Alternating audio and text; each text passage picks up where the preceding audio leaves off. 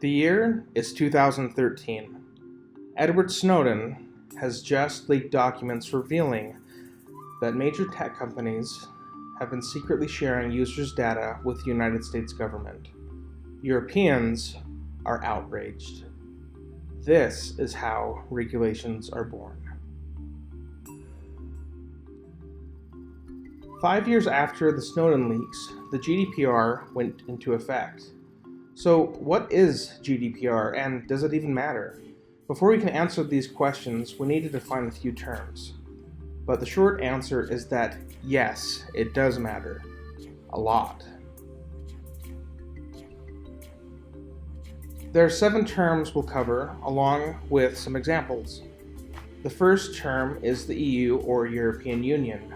The EU is a confederacy and includes the countries shown here on this map. Supervisory authority is the next term. Each member state, so for example Germany or France, has at least one supervisory authority, although they can have multiple. And these authorities are the frontline group that enforces the regulation. The board is an EU-wide authority that oversees the supervisory authorities. Their job is to ensure that GDPR is consistently enforced throughout the EU by each of the member states. The board is under the jurisdiction of the Council. The Council, or more formally the European Council, defines the political direction and priorities of the European Union. It's made up of the heads of state of the member states and has the final say in any GDPR-related decisions. The next term we'll cover is processing. In GDPR, processing, like Navi just pointed out, isn't limited to what most programmers think of as processing. It basically includes any interaction with data. So collecting and using, storing and adapting, making available to others, these all count as processing under GDPR. Even this counts as processing. These final 2 terms relate to organizations or people who are custodians of people's data that are running some sort of operation or organization. The first of these 2 is controller. When we hear the word controller, usually in information security or auditing, we usually think of someone who ensures that a company's policies are being followed and implemented. But under GDPR, the term controller means absolutely nothing related to that traditional term. So when we're talking about GDPR, like we are now, throw your previous concepts of controller out the window. So now that those are out, let's go ahead and continue. If they're not out yet, you may need a few more minutes to get it out of your mind. So under GDPR, a controller means an organization that decides how personal data is going to be processed. That is it. So if your organization makes decisions on how to, say, use somebody's birthday and email address, you are a controller. In this case, your organization could decide that, hey, you know what? We really want to give our customers a 20% off coupon for their birthday. So let's use their name and their email and let's send it out. In making those decisions, the company is acting as the controller. Now, for the organizations or employees who actually end up implementing those decisions, these organizations are called processors. And included employees, but it's just the organization or a third-party contractor or somebody who's working on behalf of the organization. So, for example, if your company decides to set up an automatic email program that then sends out the happy birthday coupon to your customers, you're acting as the processor. If you contract out to a third party to do that for you, that third party is then acting as the processor.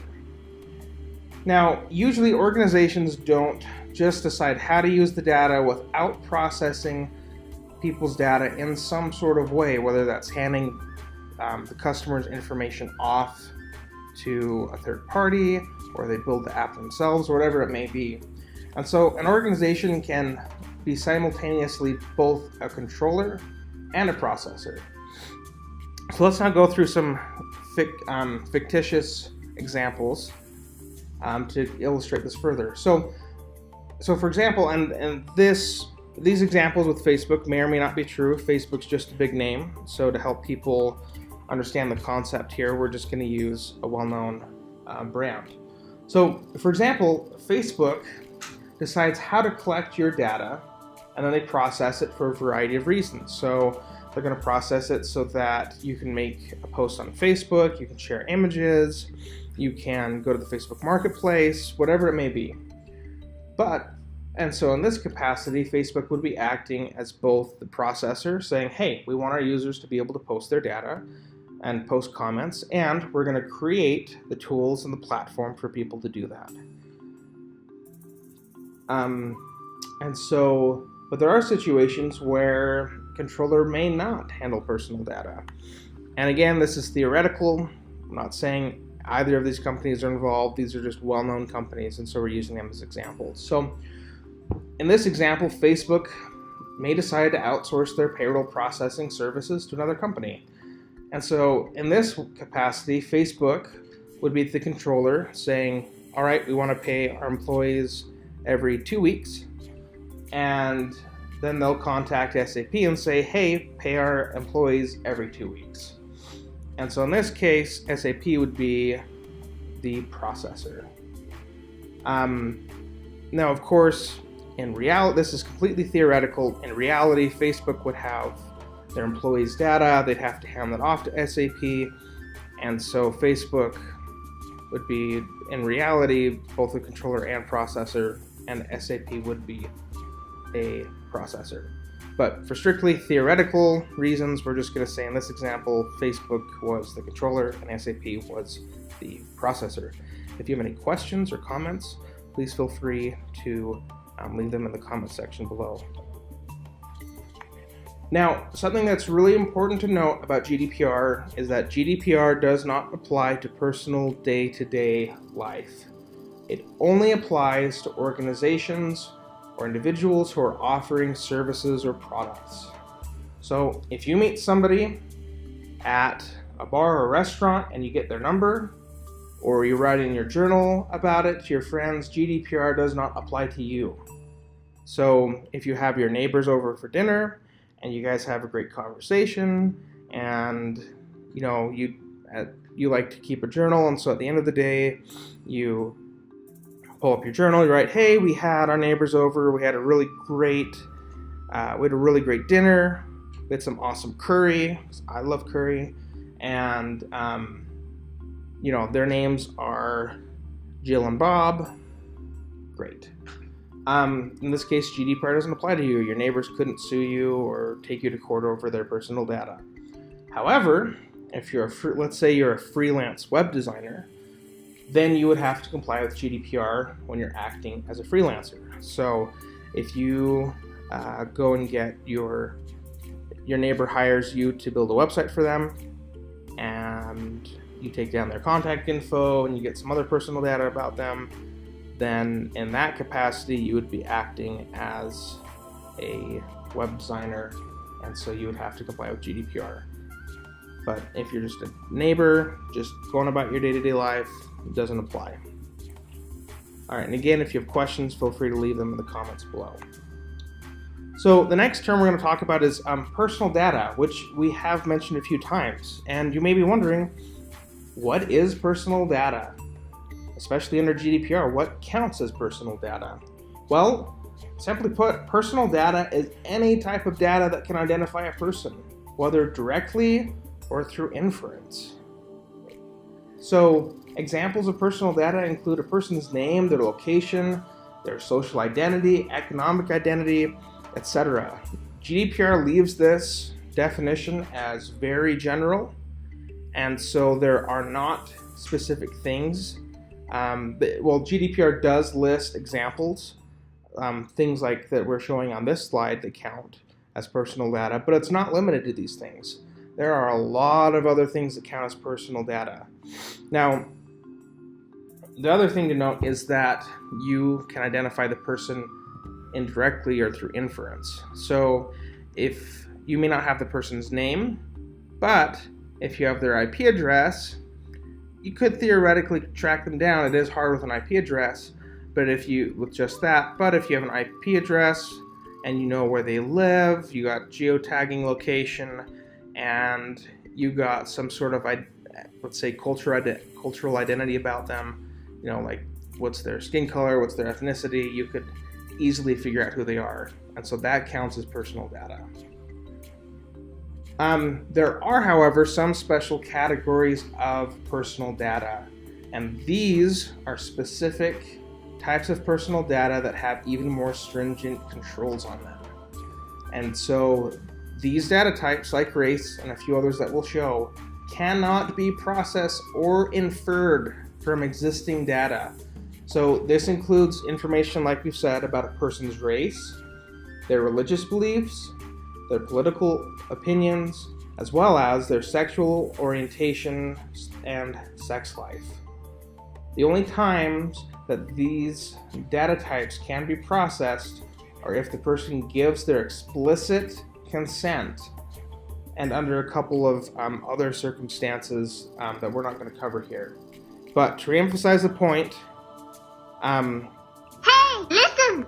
Do not process these data types unless you've received the person's explicit consent. Alright, so now that we've covered GDPR's key terms, let's turn our gaze to the scope of the regulation. And scope can be viewed mainly from three angles. You can look at it geographically, from a people perspective, and organizationally. So first off, let's look at geography. This is pretty simple. GDPR applies solely within the European Union. If you are in the United States, or Africa, or India, or wherever else, GDPR does not apply to you. Now, people-wise, GDPR applies to anyone who is in the European Union, regardless of their nationality. So, if you're an American visiting France, GDPR covers you during your stay in Europe. Alternatively, if a French person visits the United States, they are not covered by GDPR while they're residing in the United States. Now, organizationally, this is where things get a little bit complicated, so we're going to walk through a few examples. But you should know in short that organizationally, GDPR applies to any organization that has an office in the EU or targets individuals who reside within the European Union. So in our first example, we have a company based in Silicon Valley, and they are offering a service to European unions. The key here is on the left, bottom left. This is the simplest way of showing EU currency or language and non-EU currency or language. Anyway, so this company that's based in Silicon Valley offers a service or goods to Europeans. So in this case, GDPR does apply to them. In this next example, we'll pretend that it is a plumbing company located in San Jose, California. This plumbing company really only offers their services in the Bay Area, and that's it. Their website's in English. They only accept payment in US dollars. And so if somebody from Spain or the EU were to visit their website, the plumbing company doesn't have to worry about complying with GDPR. If you have questions about that, again, leave them in the comments below, and we'll go through a couple of other examples just to drive this point home. There's another company who has an office that's based in Europe, in the EU, and GDPR does apply to them. Now, if this company decides that they want to start selling products to Africans, and they offer it in a currency local that's used in Africa widely, they still have to comply with GDPR. Even if a European even if somebody in the EU never visits their website or never buys their product, because this company is based within the EU, they still have to comply with GDPR and protect people's data that they hold. In this next example, we have a company from Sao Paulo, Brazil, and they're offering service to Central America as well as Mexico. GDPR does not apply to them. If we have a company based out of China and they offer something to Europeans, it applies to them. And lastly, again, if this company ends up selling goods or services to only people in Australia or New Zealand, it does not apply to them. All right, so now that we've defined some important terms and we've talked about GDPR scope, let's now discuss the regulation's key provisions. And these provisions consist of 6 rights along with a couple of other principles. The first right is the right to rectification. So basically this means that a data subject or person can have their incorrect personal data corrected.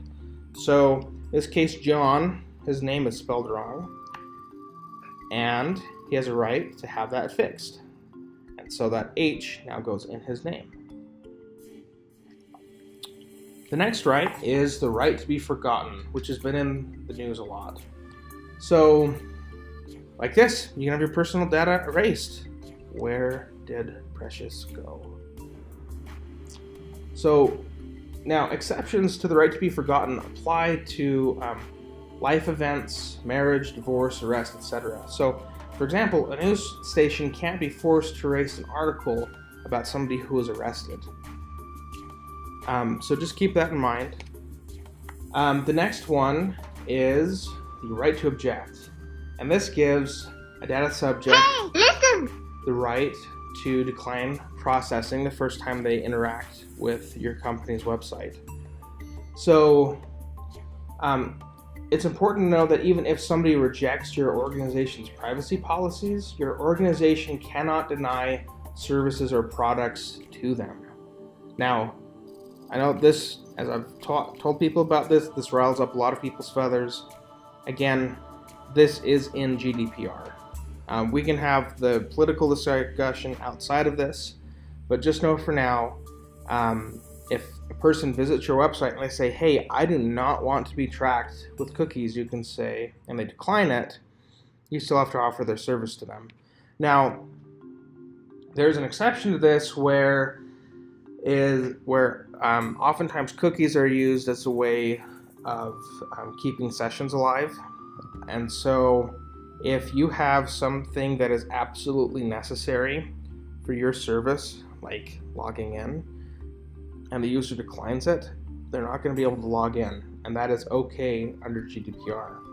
But if you have a login cookie as well as some other cookie that tracks their behavior and is non-essential to your organization and to offering the service, then you can't withhold the service from them if they don't decline to be tracked. And that's just one example.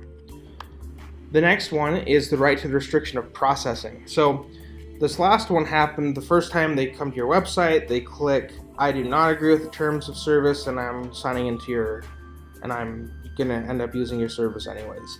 This one applies to later on down the road. So basically, let's say an example of this is if you send out a newsletter to your customers every week, and your customers decides, you know what, I'm kind of tired of getting emails from your company and I want to unsubscribe. They can decline their data to be processed later on. The next one is the right to data portability. So this means we can move data from one service to another. And Google Plus might have come back alive if they hadn't shut it down this last week. And anyways, I recorded this before the Google Plus announcement came out, but it was shutting down. Anywho, under GDPR, individuals have a right to have their service transferred from one service to another related service. So under GDPR, somebody using Facebook should be able to transfer all of their Facebook data to another social media site. This doesn't apply to things that are basically disparate. And so, for example, if somebody wants to transfer all of their Spotify data over to their Jimmy John's Rewards account, that's not going to work, and that's not required under GDPR. The next one, and this last one, is the right of access. And it means that a person has a right to know and obtain a copy of all of their personal data that an organization has on them. Under GDPR, it also means that, and this may GDPR is so fresh that in the future the scope of this may change. But under this current definition of GDPR, all personal data an organization has about you. That also includes data that they've processed and inferred about you. So organizations that track your online behavior and then say, hey, it appears that Sam, it appears that she is in her late 20s, early 30s. She seems to be working. She lives in this area. She has these interests. And let's say you've only visited their website a few times, given them your name and email address. Under GDPR, in the strictest sense, they have to provide you a copy with your name, your email address, and all the information they've gathered about you. So this will probably be a contentious issue that we'll see arise in the news and in European courts in the future. All right, so now that we've talked about all of the rights, let's move on to the next topic, which is obtaining consent. And you've probably heard a lot about this, but one of the key provisions and fundamental parts of GDPR is getting consent from users. Consent is vitally important as it enables organizations to process any type of personal data for specified purposes and periods of time. So because of its importance, the regulation, GDPR, clearly stipulates that an organization must communicate the terms and conditions for consent clearly, concisely, and in a way that does not cause unnecessary disruptions. So again, when you show somebody your terms and conditions, you have to show them clearly, concisely, and in a way that doesn't cause unnecessary interruptions. So a full... Hey, listen! Yep. So just remember, if your we'll talk about what Navi's pulling up in just a second, but if your website has a huge banner ad that pops up and the user's not able to navigate the website, that is not in compliance with GDPR. Now, if your organization doesn't do these three things listed on this slide, and the user gives their consent, they could still come back and sue you for illegally processing their data because they did not understand the terms and conditions. They didn't understand what they were giving up. And so with this, you have to keep it free from legalese. It needs to be in plain language, and it needs to be very clear for the end user to understand. And so if you're going to track them and collect personal data about them, you can't obfuscate that. It has to be there, stated clearly. All right, so let's move on to the next one. So the next term is a data protection officer, or DPO. So, and GDPR mandates that each controller, again, remember that definition, GDPR mandates that each controller appoints a data protection officer. And each DPO ensures that their organization is complying with GDPR, and they are required to be at an executive level position at the controller. They report non-compliance to the supervisory authorities. And lastly, because there are a lot of small and mid-sized businesses, a single DPO can be chosen to represent a group of organizations. And so if you're a small business and you decide to team up with a lot of other small companies, you can appoint a single DPO for your organizations. This also applies to companies that have tons of subsidiaries. they can assign a single DPO rather than saying each subsidiary has to have their own. All right, and now we're going to talk about some exceptions to GDPR. And these exist for how personal data can be processed. In the case of this regulation, controllers and processors don't have to comply with GDPR in the scenarios listed here. So that includes if it's superseded by EU law, for statistical purposes, government work, research. Ironically, but note that also with these exceptions, appropriate safeguards still have to be put in place.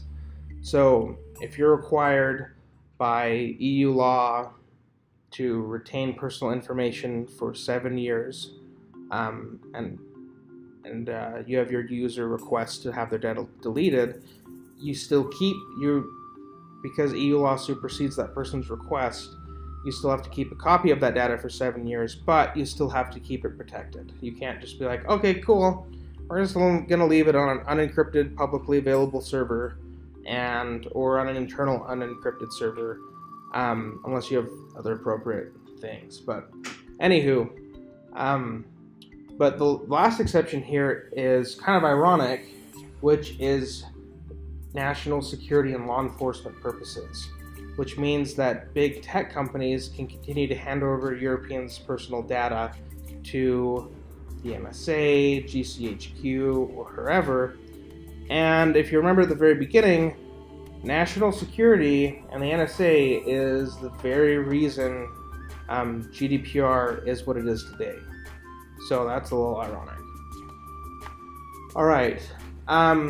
And so far, just a quick recap of where we've come. This is a little bit of a long presentation, but so far we've covered what GDPR is, what its scope is, and some of its key provisions. So those 6 rights, we talked about consent, the data protection officer, as well as some exceptions. The last big thing we're going to cover is how GDPR is enforced. And GDPR is mainly enforced through 3 mechanisms. Number 1, inquiries by the supervisory authorities. Number 2, mandatory non-compliance reports that the DPO is supposed to give. And lastly, through fines. Now, something that's important to note about fines is that they are per incident. So if your organization fails to give a user access to their personal data and didn't clearly explain the terms and conditions for consent, your organization would face 2 separate fines. Now that said, if an incident occurs in multiple member states, like there's a personal data breach that involves Germans, Italians, French, and British for the time being, that could be combined into 1 fine. Now, when administering fines, the EU takes into an account an organization's size, the organization's privacy posture, the types of data that were involved, as well as any previous violations the organization may have. Now, when administering fines fall into 2 main groups, either minor violations and major violations. For minor violations, the fine can be up to either 10 million euros or 2% of global revenue, whichever one is greater. Now, remember, that's global revenue. That is not profit or EBIT or EBITDA. That is revenue, so the very, very top of your P&L. Now, for major violations, the fine can be up to either 20 million or 4% of global revenue, whichever of those is greater. And so, if your company has a fine and the court says, well, we'll either charge you 15 million euros or 3% of your global revenue, and it turns out that your 3% of your global revenue was 100 million euros, you're going to be charged 100 million euros. So now it's likely that fines will end up, we'll find out how the EU decides to do fines and what violations receive what degree of a fine as time goes on. But it should be noted that under the regulation, it states that fines are to be both proportionate and dissuasive. So, especially with all of the concerns about data privacy that are going around, it's likely that fines, in my opinion, it's likely that fines will end up being proportionately dissuasive for major violations. So if you don't handle customers' data very well, just understand that you could face some really big fines. And while, like we showed here, while fines are dependent on an organization's size or privacy posture, if your organization is small but you don't care about people's data privacy and you're obviously abusive, you have the perception of a Cambridge Analytica, you could receive a fine that would, essentially bankrupt your company. Not saying that's going to happen, but that is definitely well within the limits of GDPR. So that is the GDPR. And in closing, what we talked about is how GDPR basically formalizes privacy as a right. Organizations are stewards of people's data. They're not owners. People and individuals own their data, and organizations have a responsibility to be stewards of people's data. Fines can be materially significant. Now, they can be, doesn't mean they will, but just note that. If you're not familiar with accounting background, materially significant means essentially a way that's going to have a noticeable difference on a company's income or profit. Also note that GDPR is still young. It's just barely came into effect in 2018.